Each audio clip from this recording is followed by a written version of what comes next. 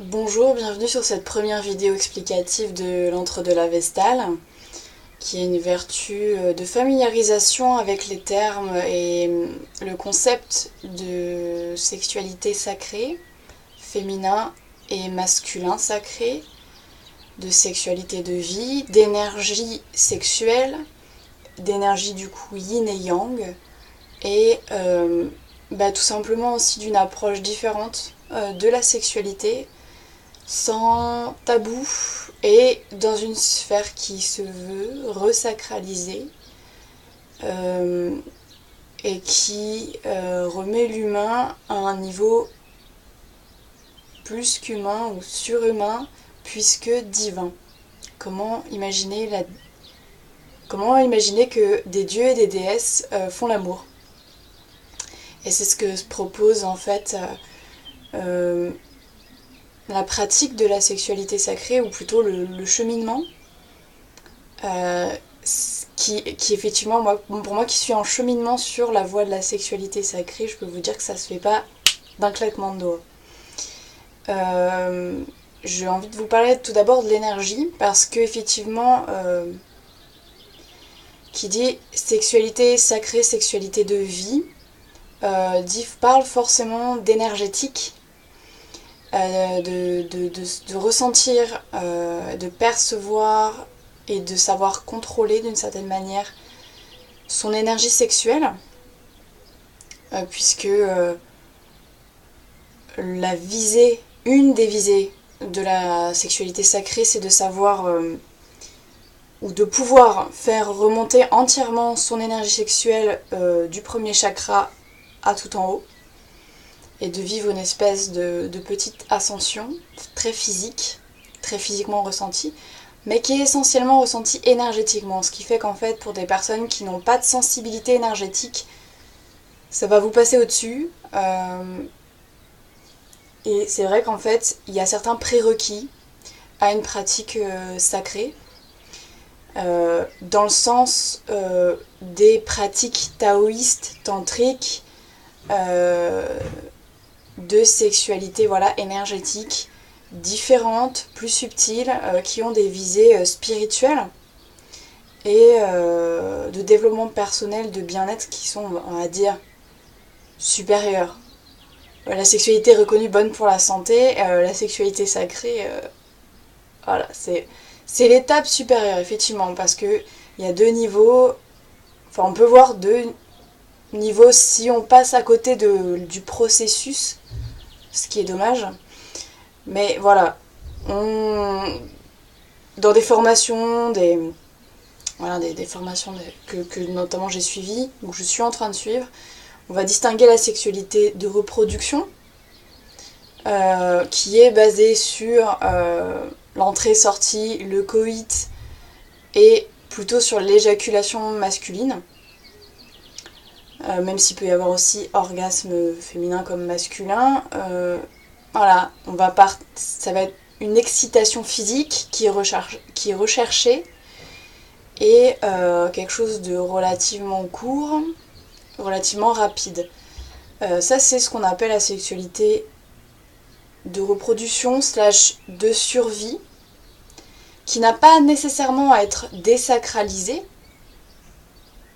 d'où le cheminement aussi, l'évolution à amener vers, mais qui est vraiment très différente au final du but à atteindre, savoir la sexualité de vie, la sexualité régénérante, qui est la fontaine de vie, en fait, la fontaine de jouvence, au-delà de la notion de féminin sacré et de Graal que les femmes portent en elles, par leur utérus.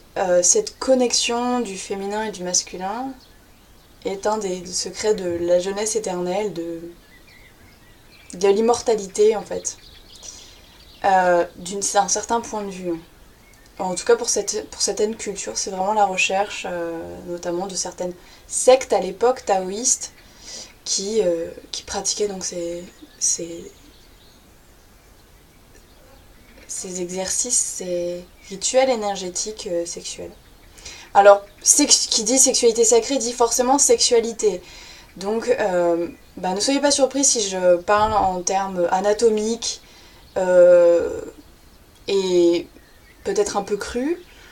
Et je vais vous introduire aussi certaines notions langagières, par exemple le lingam et la yoni, donc le sexe masculin et le sexe féminin, dans leur dénomination plus énergético-sacrée, plutôt que de parler pénis et vulve / vagin, etc.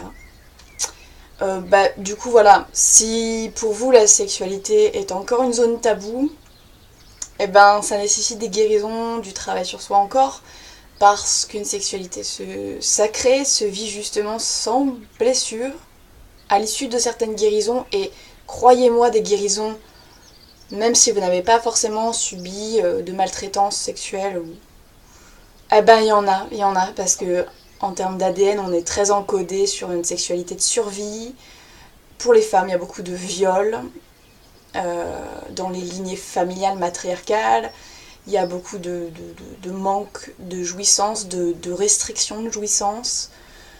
Bref, c'est pas sain en général, même si effectivement vous n'avez pas vécu d'épisode traumatique. Donc en général, il faut partir du principe que il y a énergétiquement, cellulairement des nettoyages à faire préalables, que ce soit spirituellement, mentalement, émotionnellement.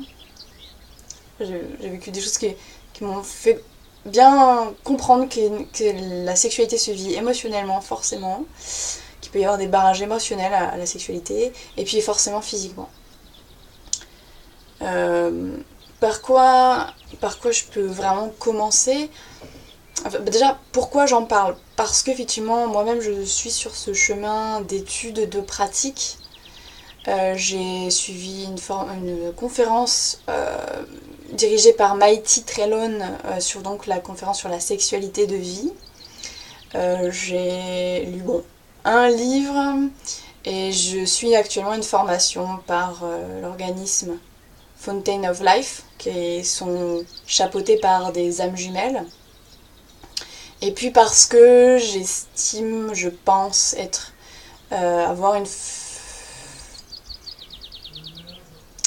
un cheminement ou une vocation de flamme cosmique.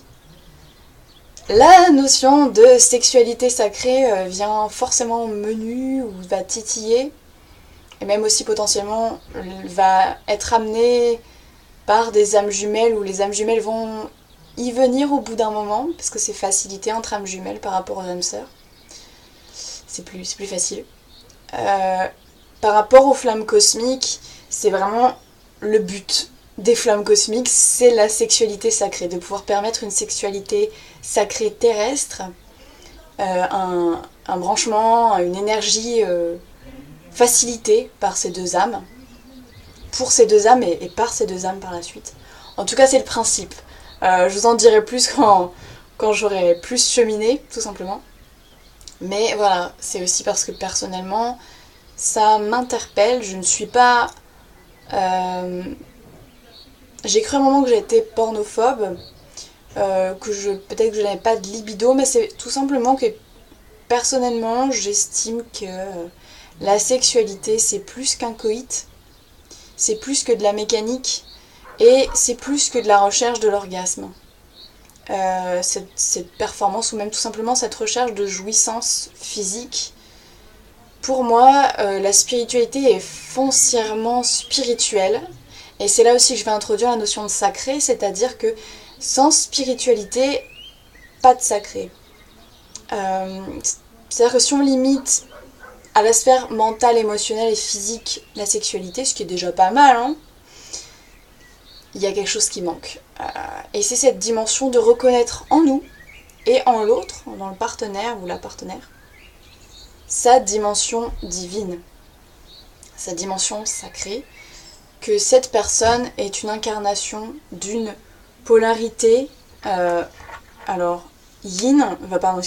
yang ou yin, et que en fait le but c'est de faire exister une complémentarité magique sur Terre, dans le monde physique, par l'énergétique, parce que forcément qui dit polarité yin et yang dit énergie yin et yang, qui vont se marier, s'associer et mener à un orgasme ou un vécu de jouissance énergétique essentiellement de tout le corps. Pas juste de la zone génitale, pour ce qui est des orgasmes corporels on va dire, mais vraiment un embrasement de toutes les cellules de votre corps qui va mener en fait à un état de conscience modifié qui est l'extase, tout simplement, qui semble pas mal, hein, ça donne envie, on va dire. Mais c'est du boulot, c'est ce que je me suis rendu compte. C'est un chemin, je vous dis, il y a des guérisons potentiellement à faire. Et puis bon, je vais parler de la femme. Mais c'est bon aussi pour les hommes qui ont à resacraliser le pénis, toute la zone pénienne, toute la sphère génitale. Et d'ailleurs, j'en profite pour dire que toute la zone du premier chakra, donc chakra racine, donc la zone pubienne urogénitale, est source de tellement de tabous, que ce soit en termes d'énergie que véhicule un chakra racine, savoir la sécurité, la place dans la société, enfin voilà, qui est souvent conflictuelle, souvent problématique, et qui impacte la sexualité. Mais aussi tout simplement voilà, sur l'héritage judéo-chrétien, on va dire, de pénitence, de culpabilité, de non-libération sexuelle, qu'on a encore ancré en nous, hein, de tabou, tout simplement, et de tabou aussi sur la sphère anale, sur la sphère de toute cette partie du corps honteuse, qui n'est pas moins jolie, moins belle, moins honorable que tout le reste du corps. Donc ça fait un travail mental, spirituel, énergétique à faire, et pour les hommes, l'énergie aussi, c'est de resacraliser le lingam, donc le pénis, qui peut être vu comme objet d'oppression ou de domination, alors qu'en fait, c'est un organe profondément aimant. Et d'ailleurs, faudrait que je vous cherche des aimants, parce que, mine de rien, et on va parler aussi magnétisme et attraction sexuelle et énergie sexuelle. Donc voilà, du travail, parce qu'il y a ce travail en amont, notamment très mental, et dans la relation, c'est-à-dire au niveau personnel, qu'on peut mener soi-même quand on n'est pas en relation.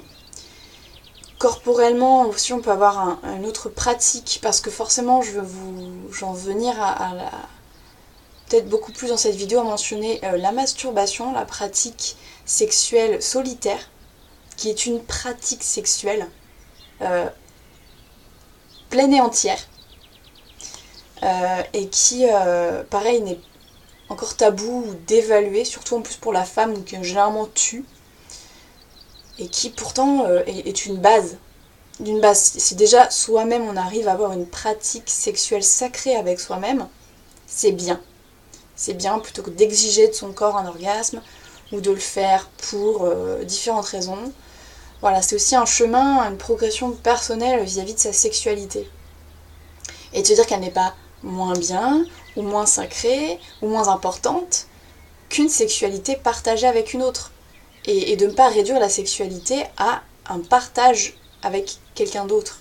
C'est pas le cas. Si vous ne connaissez pas vos énergies sexuelles, si vous ne savez pas les manipuler à l'intérieur de vous, alors j'allais dire surtout pour un homme, mais même pour une femme faut... si elle ne s'est pas déjà éveillée à un orgasme corporel, comment vous pouvez savoir ce que c'est que vraiment l'énergie sexuelle? Si vous n'avez pas essayé de manipuler un petit peu votre orgasme, et d'essayer de le faire remonter dans votre colonne vertébrale, comment vous pourriez savoir ce que c'est vraiment de la Kundalini?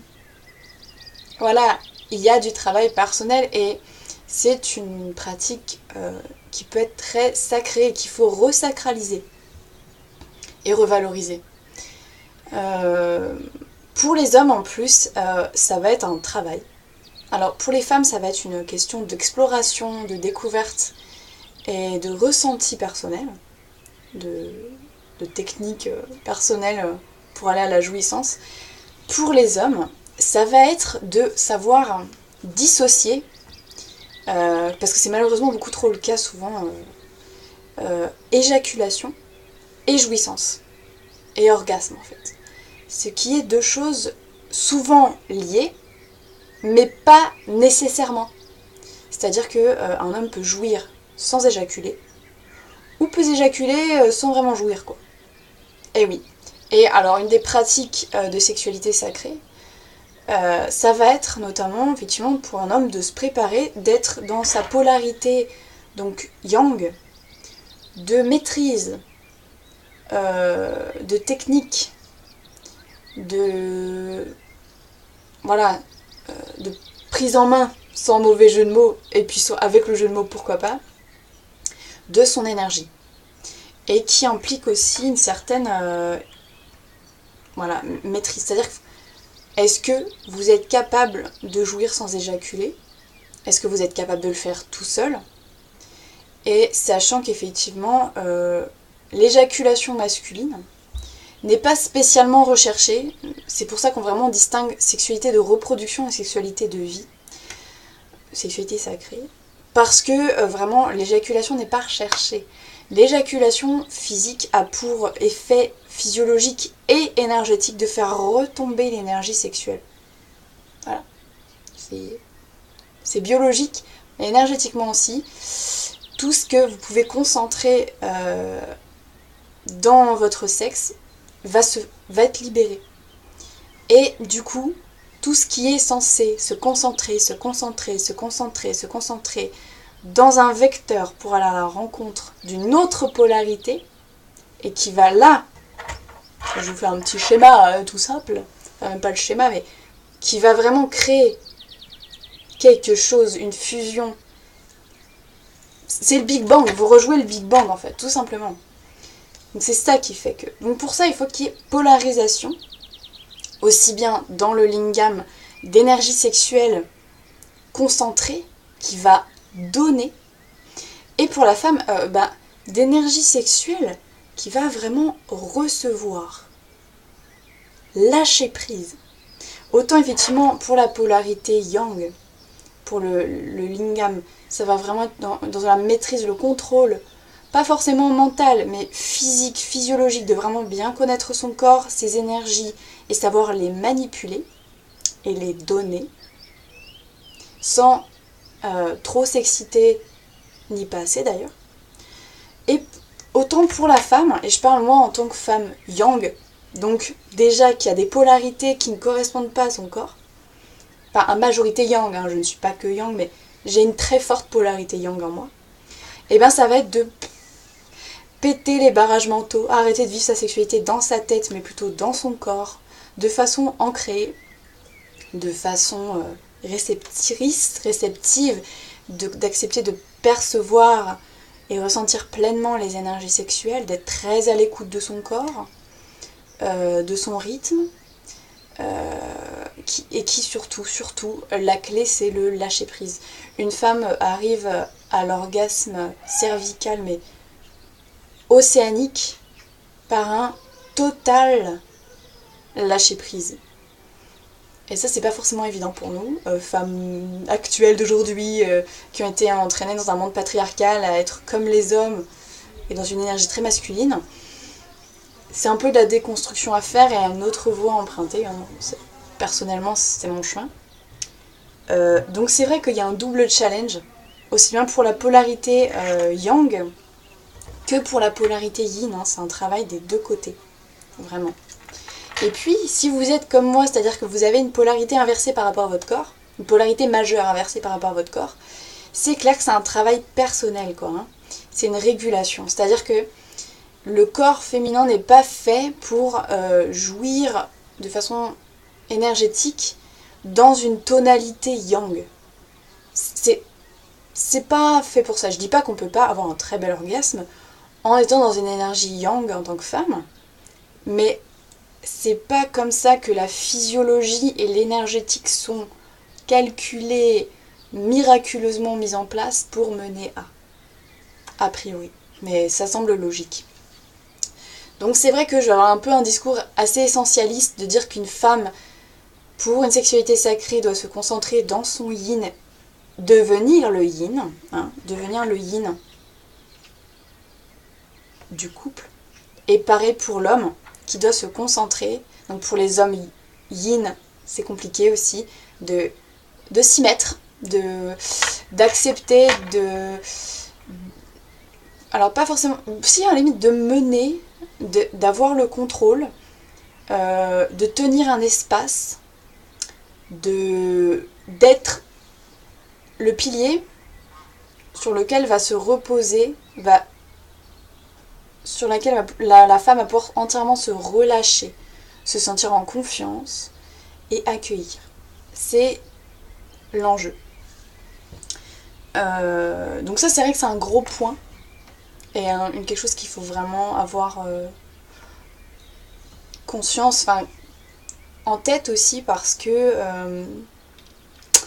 voilà, effectivement, je remarque souvent que, en tout cas, c'est dans ma sphère de relation, beaucoup de femmes yang et beaucoup d'hommes yin, qui du coup, pour une pratique de sexualité sacrée, ont à réapprendre leur sexe, ce qui est une logique cosmique tout à fait maligne, de réencoder, rechanger, réinventer ces polarités en fait, resacraliser.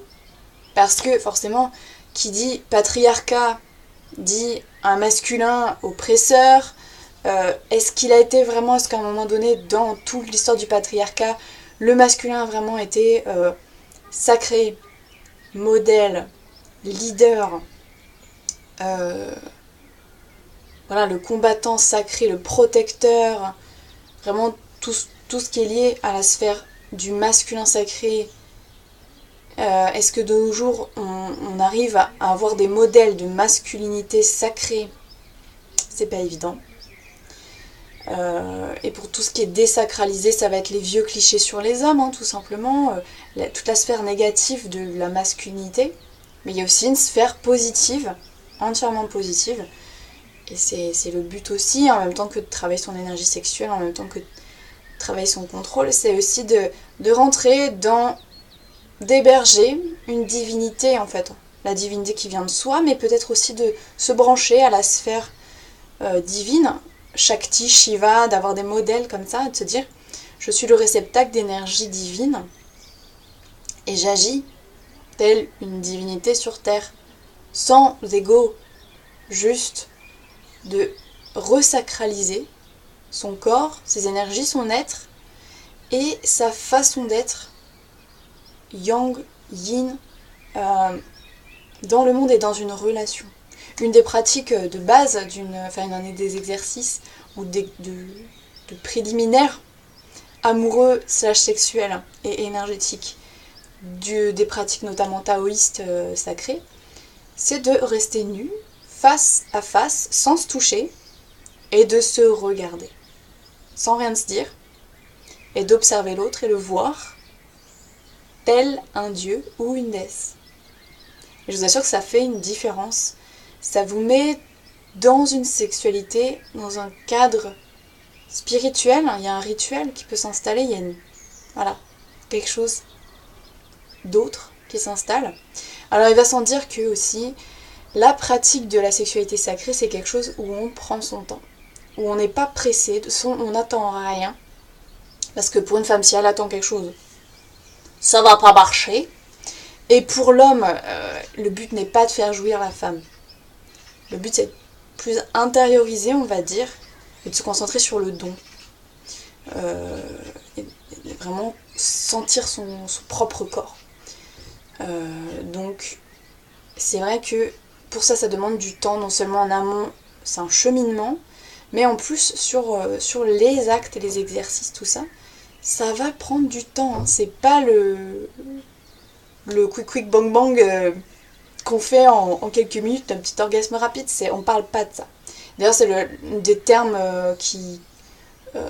vulgarisés presque, ou des concepts, ça va être associé à celui du slow sex, donc du sexe lent.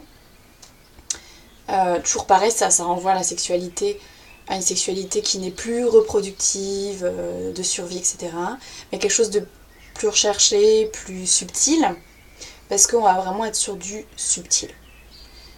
Une sexualité en général, surtout par l'imagerie pornographique, ça va être l'excitation, la recherche de sensations mais physiques, peut-être la rapidité, peut-être un peu de violence, peut-être voilà, un choc, un frottement, c'est une sexualité de frottement de toute façon. Et puis de crescendo, de recherche et puis avoir une sexualité de survie. Je vous invite à voir des films axés sur la dépendance sexuelle, parce que ça ressort, ça met en exergue en fait un peu l'aspect négatif d'une sexualité de survie exacerbée, à savoir le manque à un orgasme, même féminin, hein, même s'il est supposé être supérieur en intensité par rapport à l'homme. Une femme qui vient d'avoir un orgasme, elle se dit « Ah, c'est fini !» Elle reste sur sa faim, et c'est pas parce qu'on en aura plus qu'on sera forcément plus satisfait. Regardez Shame avec Michael Fassbender, ou Shameless, je sais plus. Et aussi Don John, un film récemment sorti. C'est voilà, quand on pratique, enfin quand on a une sexualité de survie assez, j'allais dire masturbatoire. En fait, certains livres considèrent que c'est plutôt de la masturbation partagée que vraiment un échange, notamment énergétique. C'est vrai que l'homme limite se masturbe dans la femme, et puis en général l'orgasme féminin c'est pas forcément gagné.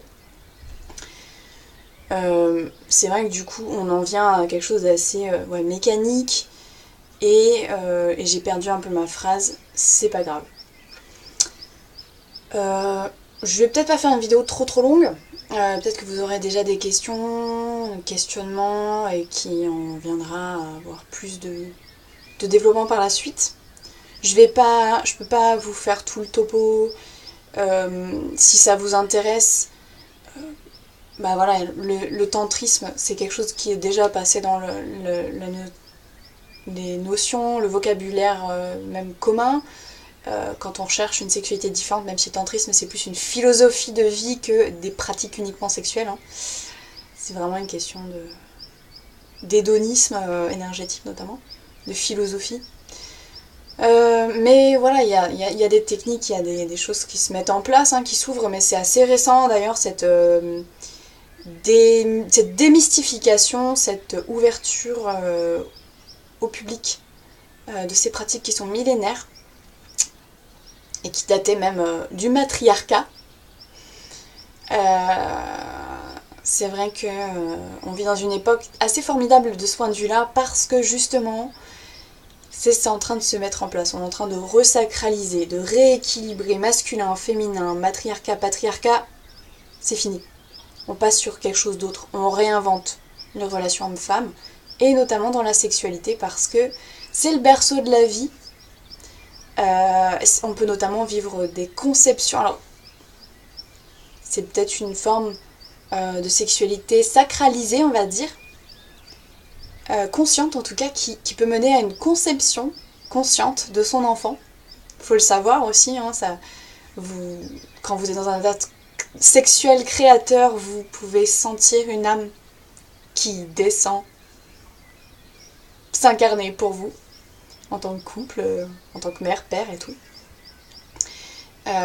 Donc voilà, c'est tout un terrain comme ça, énergétique, subtil, qui s'ouvre, qui se démystifie, qui se popularise, pas encore énormément, suffisamment je trouve, mais du coup voilà, si ma vidéo vous intéresse, ou vous vous dites voilà, j'ai envie de voir s'il n'y a pas autre chose que le frottement, la lime et autres techniques et autres pratiques sexuelles, hein, qui ne sont pas à être à dévaluer, mais peut-être qui gagnent à être resacralisées, de choses assez malsaines en sexualité, hein, qui se passent, de pratiques, on va dire.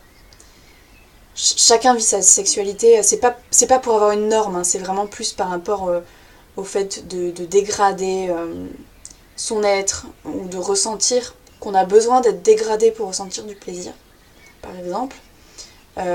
Donc sur des sexualités un peu pathologiques, qui ont besoin, pour moi, de guérir. Après, si les gens ils kiffent ça comme ça et ils en veulent pas autre chose, ils sont tout à fait libres. C'est plus que, pour moi, il y a des notions qu'effectivement on va guérir la sexualité en ayant des rapports sexuels plus respectueux, des énergies de l'être de l'autre, plus délicats, plus intuitifs, et moins dans la recherche de compétition, d'excitation, de performance, plus dans la jouissance même d'un toucher le plus délicat. Et il est dit que, enfin, il y a certaines personnes, alors c'est vrai que je vous cache pas que c'est souvent, qui ça va concerner la sexualité sacrée, souvent des âmes jumelles, des flammes jumelles, qui en viennent à ça par connectivité assez exceptionnelle. Effectivement, yin et yang, il y a une complémentarité parfaite entre les deux, même si les polarités maintenant actuellement sont souvent inversées entre hommes et femmes, ce qui est un peu challengeant. Et puis souvent des gens qui pratiquent du yoga, de l'énergétique en général, qui ont une sensibilité énergétique préexistante et qui se sont intéressés notamment à la kundalini, aux pratiques sexuelles, tantriques et tout, et qui ont ce toucher, cette sensibilité qui va les mener vers plus facilement, même sans âme sœur, avec une personne avec qui ils ont juste du respect et un peu d'amour, un amour minimum, parce qu'une sexualité sans amour, c'est une sexualité qui n'est pas sacrée, et leur fait vivre des orgasmes corporels d'un simple contact, parce que c'est un orgasme énergétique, encore une fois. Même si y a des bases biologiques à ces orgasmes, ça s'explique aussi sur la tuyauterie, on va dire. Voilà. Alors, je vais pas forcément rentrer dans tous les détails. Posez-moi des questions, ça m'aidera peut-être à donner un thème sur la prochaine vidéo. J'espère qu'elle vous a plu, que j'ai été suffisamment claire. Je rentre pas forcément extrêmement dans les détails. Je suis pas experte, je suis apprentie plutôt sur ce domaine-là. Mais je trouve qu'il gagne tellement à ce qu'on en parle. Et je préfère encore être détrompée ou dépassée par des commentaires de gens qui pratiquent ou qui connaissent bien. C'est génial parce que je trouve qu'il n'y a pas encore assez d'informations qui circulent là-dessus. Et quand on essaye de se lancer, à moins de claquer plusieurs stages de formation tantrique, etc., on patauge. Bon voilà, mais en tout cas c'est une quête tout à fait intéressante. Et j'espère qu'elle vous intéressera et que ça pourra vous amener à évoluer peut-être un petit peu sur vos relations sexuelles. Ou en tout cas, peut-être à vous aider à guérir certaines choses, éventuellement. Voilà, il y a des gens qui sont un peu spécialisés sur la guérison sexuelle. Je vous fais des gros bisous, je vous remercie d'avoir suivi cette vidéo. Et puis, dès que j'aurai un peu plus de matériel, d'expérience ou quelque chose, je peux pas vous promettre quand il y aura une prochaine vidéo, mais il y en aura. Je referai une suite, peut-être sur des thèmes spécifiques à la sexualité sacrée, parce que là c'était le débriefing. Voilà, merci beaucoup et bonne quête à vous.